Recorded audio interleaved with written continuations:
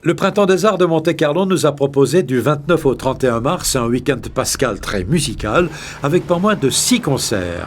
Vendredi 29 mars au Théâtre de Nice, salle des Franciscains, une création mondiale, commande du festival au compositeur et chef d'orchestre Laurent Cugnot, un chant de la terre d'aujourd'hui, en référence au chant de la terre composé par Gustav Mahler en 1909.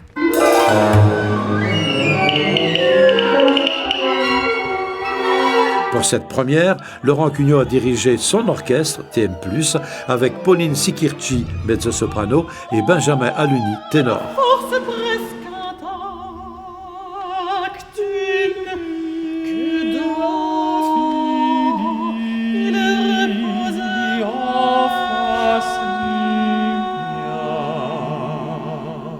C'était vraiment un moment magistral.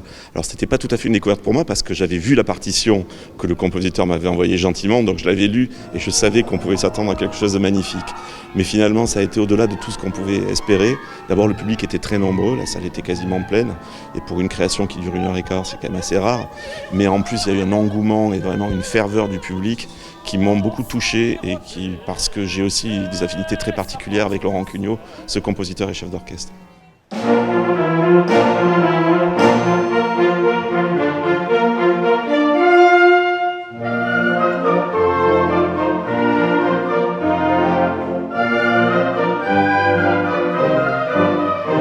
Samedi 30 mars, place aux jeunes, avec une carte blanche au conservatoire, avec notamment The Aerophonics, orchestre d'harmonie de l'Académie Régnier III de Monaco, mais aussi avec la participation de l'École municipale de musique de Beau-Soleil, des conservatoires de Grasse de Nice et du Chœur des femmes du conservatoire de Vence.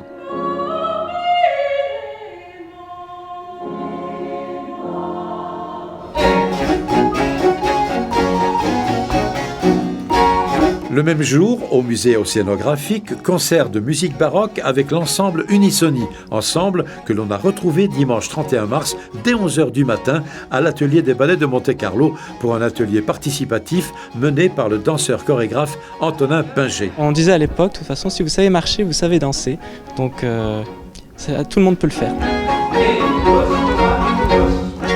Antonin Pinger a proposé aux jeunes et moins jeunes, amateurs curieux, présents, un voyage dans le temps en les invitant à découvrir et à pratiquer les danses de bal du XVIe siècle, pavanes, gaillardes, allemandes, farandoles et rondes. Tout ça est une reconstitution, parce qu'on ne sait pas comment effectivement ils dansaient réellement. Donc on se base sur des textes, dont notamment l'orchésographie, qui est le premier texte regroupant la danse de Renaissance en France.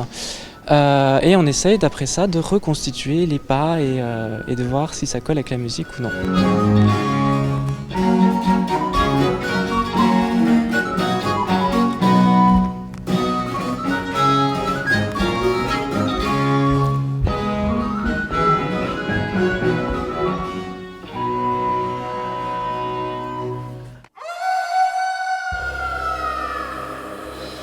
Je suis un goinfre et j'ai faim!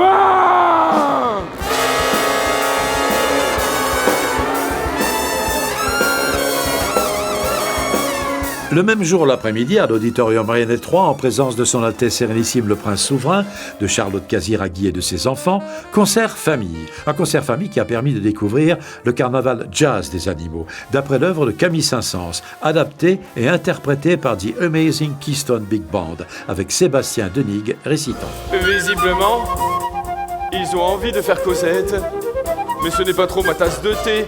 Je ne suis pas un bavard, je suis un loup, pas une pie. Tu n'as qu'à te déguiser, me recommande mon ami le lion. En fait, on s'est emparé de toutes les pièces qui composent le carnaval des animaux et on les a d'abord réorchestrées pour notre orchestre, parce qu'on passe de l'orchestre classique à l'orchestre de jazz, donc c'est pas exactement les mêmes instruments. Et puis, on a transformé ça en jazz, donc on a réécrit les mélodies, on y a incorporé de l'improvisation, mais on avait envie de raconter une histoire très drôle, un peu loufoque pour les enfants et les parents, accessible à tous, mais en la rendant disponible avec une histoire, un conte qui est raconté aujourd'hui par Sébastien Denig. Me voilà au cœur de la foule.